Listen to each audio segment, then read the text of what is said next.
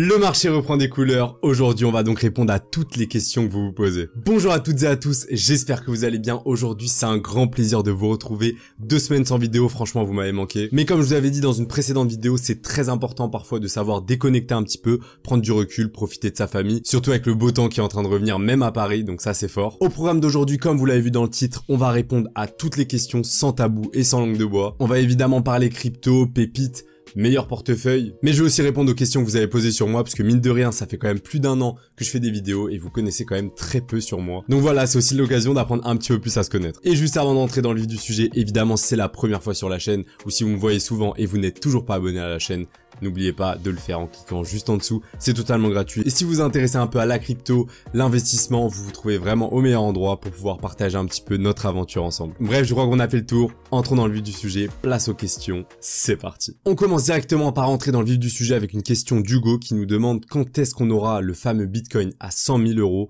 J'adore ta chaîne au passage, continue. Alors merci beaucoup Hugo déjà, ça fait super plaisir. Et quand est-ce qu'on aura un Bitcoin à 100 000, évidemment personne ne peut le savoir, mais moi j'ai la conviction qu'on l'aura avant cette fin d'année 2024. Donc voilà, on a l'impression que en ce moment, même si on regagne des couleurs depuis aujourd'hui, on a une belle période d'accumulation depuis plusieurs mois après avoir cassé le précédent plus haut. Mais pour moi, toutes les planètes sont alignées. J'en ai fait une vidéo sur le sujet que vous trouvez juste ici pour qu'on ait une fin d'année 2024 qui soit vraiment explosive. Et je pense que durant cette fin d'année 2024, donc après quel mois exactement, voilà, je peux pas vous dire exactement parce que personne ne sait, mais durant cette fin d'année 2024, novembre, décembre, avant ces zones-là, je pense qu'on aura un Bitcoin qui dépassera les 100 000 $. En tout cas, on fait tout pour et on se positionne en conséquence. Allez, sans plus attendre, on passe à la deuxième question de Bastien qui nous demande si Trump est élu, est-ce qu'on aura une explosion crypto? Voilà, ça rejoint un petit peu la question précédente. Pour ceux qui ont suivi les news récemment, on a eu une tentative d'assassinat sur Trump, donc c'est passé vraiment à quelques centimètres. Et juste après ça, on a eu une réponse du marché qui a été très positive parce que voilà, Trump a vraiment gagné en popularité après cet incident et tout simplement c'est un président qui se veut pro-crypto, il a plusieurs millions de dollars en crypto. On a d'ailleurs déjà vu un de ses wallets dans une précédente vidéo, mais voilà, c'est le président pro-crypto, donc évidemment s'il est élu en cette fin d'année 2024, on aura potentiellement des régulations en faveur des cryptos et donc le marché prend ça vraiment de manière positive. Donc pour répondre à la question est-ce qu'on aura une explosion crypto après l'élection de Trump, je pense que ça va être pricé en avance, donc plus ça va avancer vers les résultats et plus on aura les cryptos qui vont gagner en valeur. Et je pense en tout cas que pour le moyen long terme, si Trump est élu, ce sera vraiment très positif pour l'intégralité du marché crypto. Allez, troisième question avec Thierry qui nous dit « Hello Fuego, pourquoi tout baisse malgré les bonnes news comme les ETF, etc. » Alors très bonne question Thierry, on en a un petit peu parlé juste avant. Pourquoi tout baisse? Tout simplement parce que quand on dézoome, on a eu une explosion des cryptos, surtout du Bitcoin qui a entraîné un petit peu les autres cryptos. Mais voilà, on est passé de 15 000 à presque 72 000 en l'espace d'un an, 1 an et demi. Donc c'est quand même une explosion qui est qui est extraordinaire en aussi peu de temps. Surtout quand on compare à d'autres actifs immobiliers, bourse, ça n'existe pas dans ces milieux ou quasiment pas. Et donc c'est tout à fait normal d'avoir une période de range, de correction après avoir une telle explosion, tout simplement pour laisser le temps au marché, voilà, de respirer un petit peu. Ceux qui veulent prendre des bénéfices évidemment sont en train d'en prendre et en ont pris.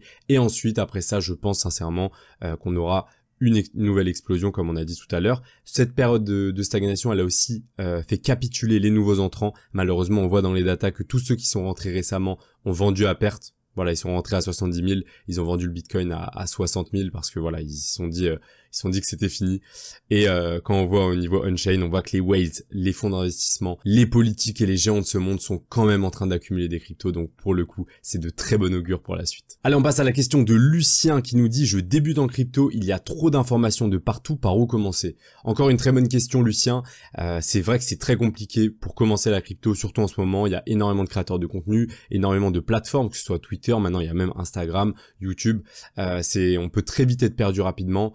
Moi, ce que je recommande pour les gens qui commencent la crypto, c'est de regarder les anciennes vidéos de Asher. Évidemment, ça reste le numéro 1, il a fait des vidéos quand même très accessibles pour les débutants. Et pour moi, c'est vraiment la source numéro 1 d'informations quand on commence la crypto. Après, quand on se développe et qu'on apprend un peu plus de choses, c'est moins intéressant. Et ensuite, en deuxième étape, une fois que tu connais un petit peu les bases, à quoi sert Bitcoin, comment acheter ses premières crypto-monnaies, je trouve que c'est ultra important, ça je le dirai jamais assez, j'en ai déjà parlé en vidéo, mais très important de rejoindre une communauté, que ce soit gratuite ou payante, mais surtout aussi de s'entourer de personnes, de participer à des événements, d'essayer de rencontrer des gens en vrai, tout simplement, qui sont aussi passionnés de crypto, et c'est de là que naît vraiment des des très bonnes aventures, de gros progrès au niveau crypto. Moi je sais que j'ai jamais autant progressé que depuis déjà que je partage du contenu sur les différents réseaux, mais surtout depuis que j'ai rencontré des gens, j'ai participé à des événements et ça ouvre tout simplement plein d'autres portes dans l'écosystème des cryptos qui est bien plus vaste qu'on peut l'imaginer parfois. Donc voilà, pour résumer, débuter en crypto, regarder des vidéos en français vraiment basiques et ensuite essayer vraiment de rencontrer des gens qui sont passionnés tout comme toi. On passe à Christophe. Quelle crypto as-tu acheté dernièrement et pourquoi? Encore une belle question. Alors dernièrement, je l'ai dit sur Twitter et d'ailleurs dans la vidéo challenge portefeuille que vous trouverez juste ici, le dernier épisode qui date de il y a pas si longtemps que ça. Moi, ce que je recharge en ce moment, c'est beaucoup moins des low cap, donc des pépites entre guillemets, qu'on achète plutôt dans les périodes où il y a un petit peu plus de sérénité. En ce moment, je recharge sur des projets que je trouve très solides, dont j'ai déjà parlé sur la chaîne, le Kaspa, le Tao notamment, qui font partie maintenant de mes plus gros bags. Voilà, pour différentes raisons, on va pas détailler sinon la vidéo peut durer très longtemps. Mais voilà, les derniers achats que j'ai fait, il me semble que c'est Tao à peu près à 210$ et le Kaspa vers les 16 centimes, même si évidemment on en a acheté un petit peu plus bas, mais voilà, c'est les derniers achats qui ont été dans ces eaux-là globalement. Mais sinon évidemment, je tiens mes positions, je ne vends pas dans cette baisse, je garde parce que j'ai la conviction pour moi, comme on a vu avant, qu'on ira bien plus haut dans cette fin d'année 2024. On a fait le plus dur, on était là en 2022, on a vu le crash de Luna, on a vu le crash de FTX.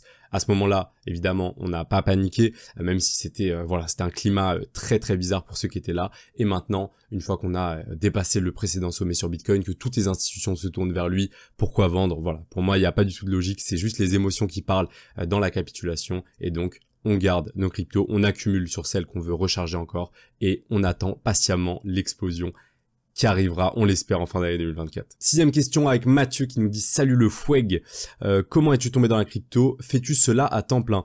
Très bonne question, donc là on va parler un peu de moi, je l'ai pas trop dit sur YouTube, mais voilà, mon histoire, je voulais préparer aussi une grosse vidéo sur mon histoire dans la crypto, parce que c'est toujours intéressant de voir un petit peu comment les gens ont découvert ça, mais si je veux être très bref, la crypto, moi je l'ai découvert dès 2018, donc j'ai acheté mes premières cryptos dessus, quelques centaines de dollars, et c'était un carnage tout simplement, je ne savais pas ce que je faisais, c'était proche du top, je saurais même pas dire exactement quand, mais pendant 2 ans j'ai pas du tout fait de crypto parce que voilà, pour moi je me disais voilà, je me suis fait arnaquer, c'est quelque chose voilà qui tombe à zéro. Je voyais de temps en temps, j'ouvrais mon wallet et c'était une catastrophe, et je me suis intéressé vers 2020, je me suis réintéressé aux cryptos, j'avais un peu plus de temps au niveau de mes études, je me suis réintéressé et là voilà, j'ai vraiment un petit peu plus creusé, compris ce qu'était Bitcoin, compris un petit peu la valeur aussi de la blockchain, de la transparence, de la décentralisation. Et à ce moment-là, voilà, c'est l'histoire d'amour. On va dire que même si ça a commencé en 2018, pour moi, je me considère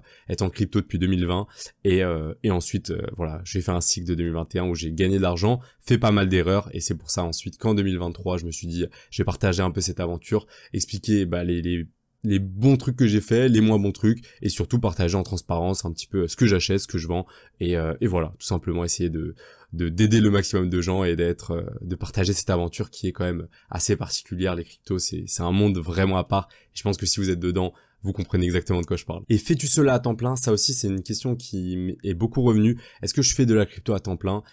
J'en ai déjà parlé sur Twitter, première fois que je crois que j'en parle sur YouTube. Non, je ne suis pas en crypto à temps plein. La crypto pour moi c'est vraiment une passion, mais aussi un investissement. On investit pas mal de sommes, etc. C'est une activité qui me prend énormément de temps dans ma semaine. Voilà, j'adore rechercher des projets, trouver des différentes cryptos un petit peu peu connues, des différents wallets de whales et vous les partager. La création de contenu aussi prend beaucoup de temps, mais moi je suis encore étudiant. Voilà, donc vous voyez même, il y en a pas mal qui me disent ouais, il tourne dans sa chambre. Bah oui, je tourne encore dans ma chambre. Je m'en cache pas du tout. Je suis étudiant en santé, donc en chirurgie dentaire. Voilà, c'est important pour moi de terminer ça. Ça a rien à voir avec les cryptos, mais voilà, j'aime bien un peu cette double casquette de faire mes vidéos avec ma passion. Et à côté, voilà, je travaille dans la santé en chirurgie dentaire pour être plus précis. Et j'arrive proche de la fin de mes études. Et donc voilà, pour l'instant, je fais les deux et ça se passe très bien. On passe à la suite avec une question de Noah. Quelle est la répartition de portefeuille pour investir 1000 € maintenant? Un grand merci pour ton travail. Merci Noah, ça fait super plaisir. Alors, une répartition de 1000 €, déjà instinctivement, évidemment, je vous dirais que ça dépend du profil d'investisseur. 1000 € pour un étudiant justement qui a pas beaucoup de frais, pas d'enfants à charge, etc. Et pour un père de famille de 50 ans, ça va pas du tout être la même. Aussi, ça dépend aussi de votre aversion au risque. Est-ce que vous êtes quelqu'un qui veut prendre beaucoup de risques pour potentiellement gagner beaucoup, ou quelqu'un qui a voilà un gros patrimoine qui veut pas prendre énormément de risques mais quand même avoir un portefeuille performant. Ça dépend de plein de choses. Maintenant, voilà, évidemment, je suis pas conseiller en investissement, mais moi, avec 1000 € si je commence maintenant, j'aurais acheté par palier. Donc pourquoi pas mettre 500 $ maintenant, donc après dans des cryptos plutôt solides. C'est évidemment pour moi intéressant d'acheter encore un petit peu de Bitcoin, un petit peu d'Ethereum, mais ensuite essayer de se diversifier, acheter des grosses capitalisations, mais qui ont encore du potentiel dans des narratifs explosifs, voilà. Tout ce qu'on dit sur la chaîne depuis maintenant plusieurs mois, mais des cryptos d'intelligence artificielle, des cryptos dans le narratif de la dépine, des cryptos gaming aussi, pourquoi pas, même si en ce moment on en parle un peu moins. Mais voilà, essayer de diversifier un petit peu, acheter par palier, pourquoi pas mettre 500 $ maintenant et 100 $ par mois jusqu'à épuiser les 1000 $. Voilà, ça me semble être quelque chose de plutôt sympathique, et évidemment, investissez que ce que vous êtes prêt à perdre. Vous connaissez la chanson, et aussi investissez dans ce que vous comprenez. Voilà, c'est important, on le dit pas assez, je trouve, mais essayez d'investir dans des cryptos où vous avez au moins peut-être pas lu le white paper, parce que je sais que des fois c'est pas possible pour tout le monde, parce que des fois c'est qu'en anglais, etc. Mais au moins avoir vu voilà plusieurs vidéos dessus, d'avoir un avis un petit peu sur la tokenomics. Comme ça, vous investissez vraiment en connaissance de cause. Et vous êtes maître en fait de vos investissements, parce que c'est ça qu'on veut, on va être responsable de ce qu'on investit pour être le plus autonome possible sur le marché. Allez, on passe à la question 8, question de Joël qui nous dit « Tu es toujours souriant même quand les cryptos crashent, quel est ton secret ?» Merci Joël, ça fait plaisir. Oui, je souris beaucoup, c'est un peu voilà, c'est ma personnalité de base, j'aime bien voir le bon côté des choses, et même quand les cryptos crashent, oui, parce que comme on a dit aussi en début de vidéo, même si les cryptos crashent, pour moi, je suis là à long terme, je suis pas là pour faire du trading, acheter haut, vendre bas, ou plutôt l'inverse si ça se passe mieux, mais je suis là pour rester sur le long terme. Donc, pour moi, les crashs, vraiment, sincèrement, au début, je paniquais quand j'étais dans les cryptos depuis pas longtemps. Maintenant que ça fait pas non plus très longtemps, mais ça fait plusieurs années.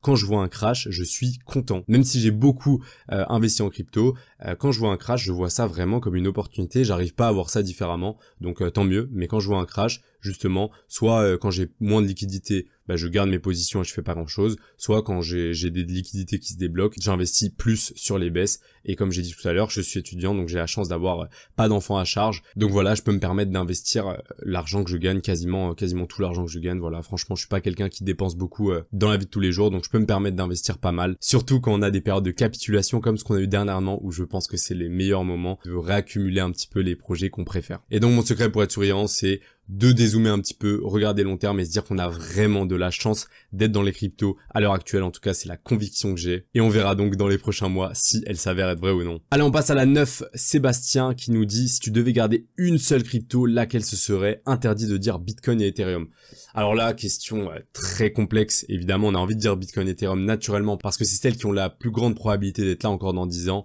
Maintenant, une seule crypto, c'est compliqué. Comme j'ai dit tout à l'heure, j'aime beaucoup Kaspa, j'aime beaucoup Tao, qui représente quand même des grosses positions.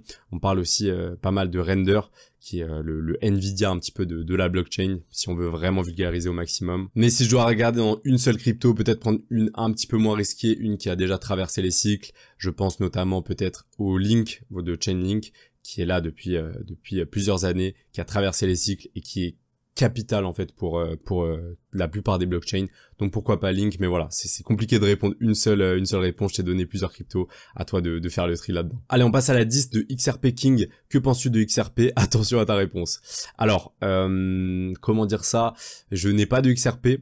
Je n'en ai jamais eu et je ne compte pas en avoir, donc voilà, j'espère que la réponse te satisfait. Je peux pas trop t'en dire plus, mais voilà, c'est quand même un projet qui date un petit peu.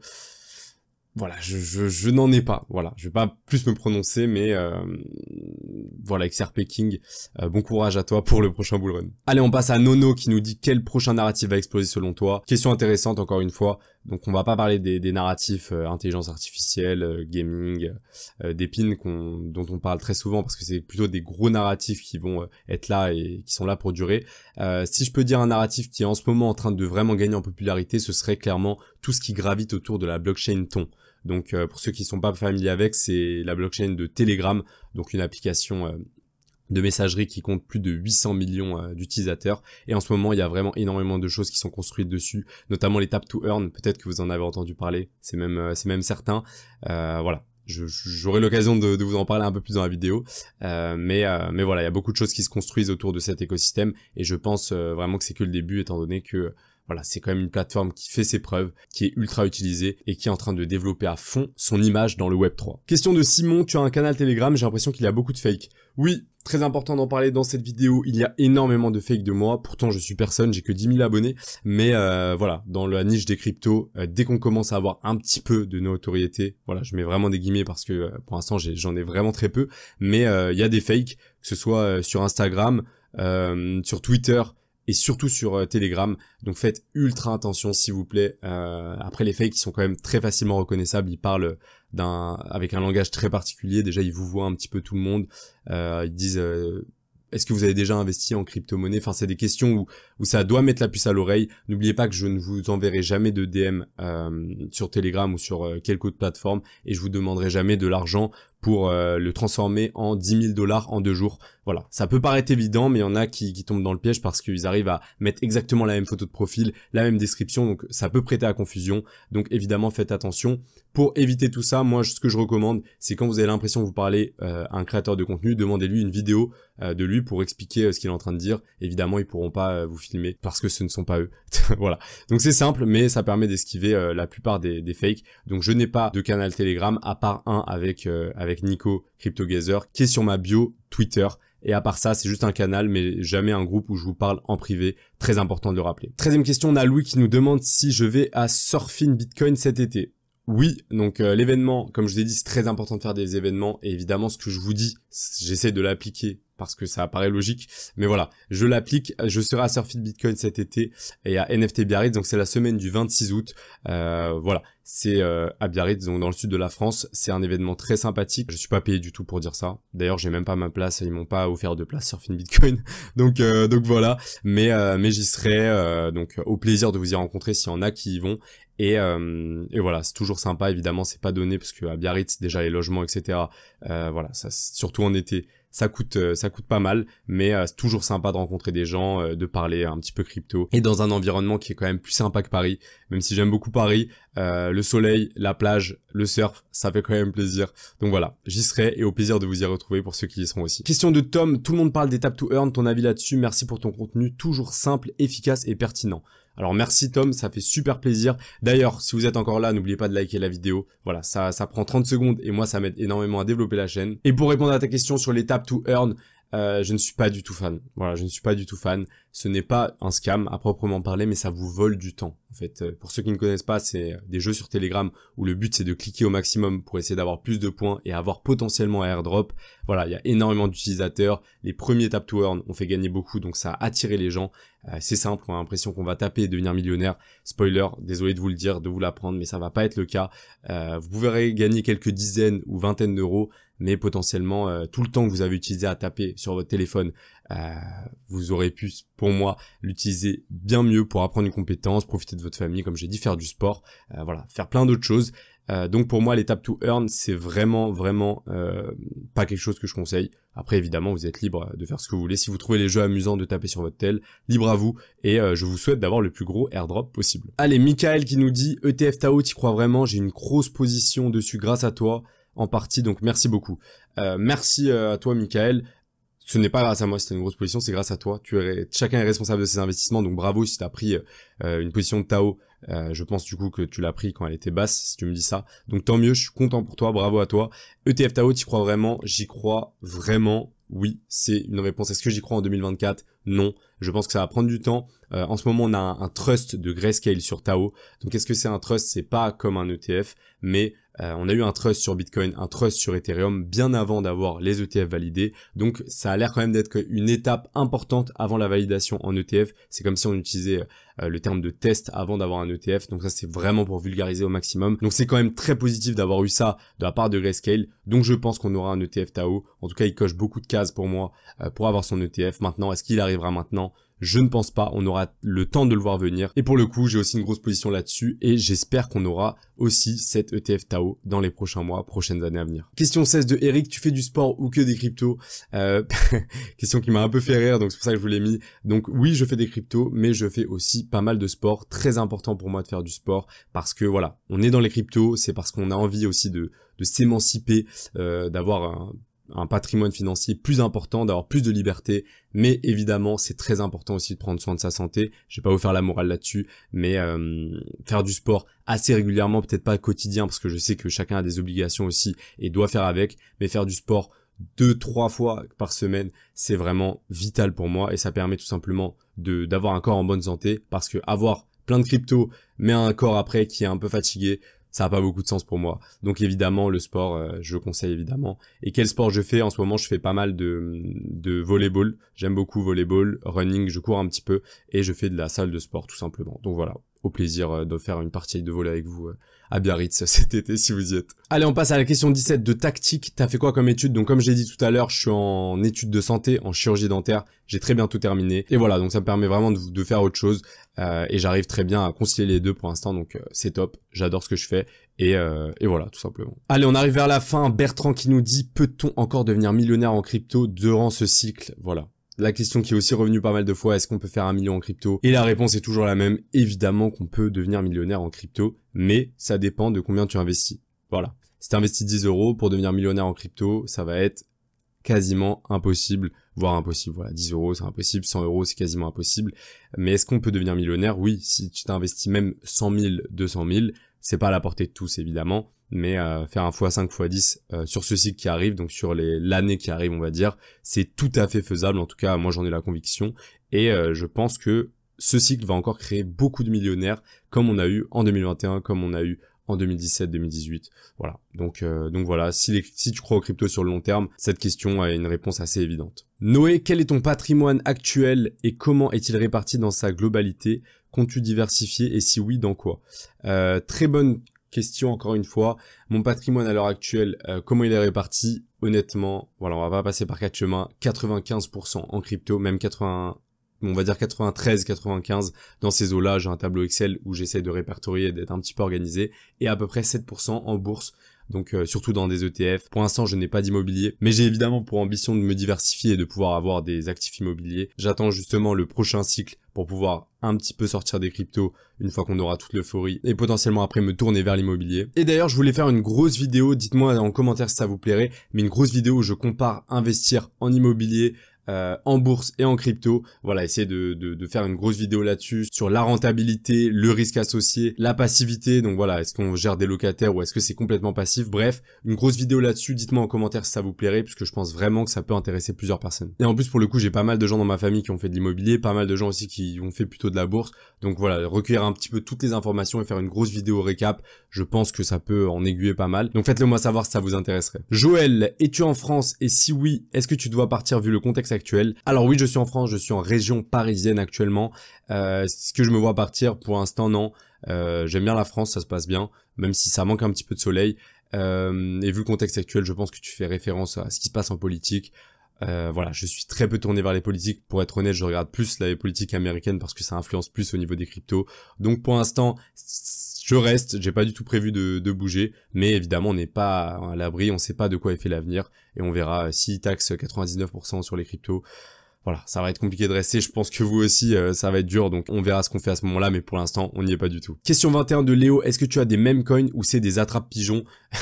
J'aime bien l'expression. Est-ce que j'ai des meme coins? Oui, mais ils ne représentent pas une grosse part de mon wallet crypto. Mais je pense sincèrement que c'est un gros narratif, les meme coins, tout simplement parce qu'ils représentent vraiment le côté Web3 décentralisé, le côté pouvoir à la communauté. Donc très important pour moi d'en avoir une petite partie dans son portefeuille, même si évidemment ils n'ont pas de fondamentaux, etc. et que je préfère investir dans ce genre de crypto. Je pense vraiment que les meme coins pourront être une porte d'entrée pour les gens qui connaissent pas les cryptos et qui veulent faire des résultats un petit peu fous. Donc voilà, avoir un petit peu de meme coin, pourquoi pas. Maintenant, avoir un portefeuille 100% meme coin, c'est une évidence que voilà, c'est pas quelque chose que je recommande du tout pour qui que ce soit. Et tout simplement, on passe à la dernière question de Pedro. Ton créateur de contenu crypto préféré, je te suis depuis plusieurs mois, tu mérites bien plus de visibilité, merci pour tout.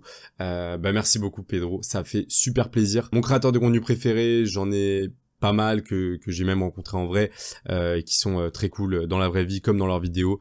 Voilà, je peux pas citer tout le monde, mais j'aime beaucoup Victor Crypto, avec qui j'ai fait aussi une vidéo. Iril aussi, qui est très sympa dans la vraie vie. Quelqu'un que j'ai pas rencontré, mais que je regarde pas mal de contenu à lui, c'est Charlie Sedin. Donc voilà, toujours dans la bonne vibe, bonne humeur et tout. Voilà, j'aime bien quand le créateur sourit. Voilà, c'est pour ça que je le fais aussi moi. J'aime bien ça. Donc Charlie Sedin, très cool aussi, mais voilà, il y en a plein d'autres, Asher évidemment, mais un peu plus quand j'ai commencé, etc. Voilà, il y en a plein. Et sinon, je regarde pas mal de contenu US pour l'instant, on va dire 70% de ce que je regarde c'est contenu US, donc contenu américain en anglais, parce que c'est en général par là que naissent les narratifs, et ensuite ils arrivent en France. C'est pour ça que j'essaie toujours d'aller prendre les informations plutôt à la source et vous les partager le plus vite possible sur la chaîne. Donc raison de plus pour t'abonner, pour être tenu au courant des choses en temps et en heure. D'ailleurs, grosse vidéo sur l'analyse de whales qui arrive aussi bientôt, parce que les whales font des trucs très intéressants. Donc pareil, active la cloche pour être tenu au courant de cette prochaine vidéo. Et voilà, c'en est tout pour cette vidéo. J'espère qu'elle vous aura plu, vous en avez appris un petit peu plus sur moi et sur un petit peu ma vision sur le marché actuel et sur ce qui arrive dans les prochains mois. Si vous voulez continuer sur la chaîne, cliquez sur cette vidéo qui vous plaira à coup sûr. Et nous, comme d'habitude, on se dit à très vite pour une prochaine vidéo. C'était CryptoFuego. Ciao.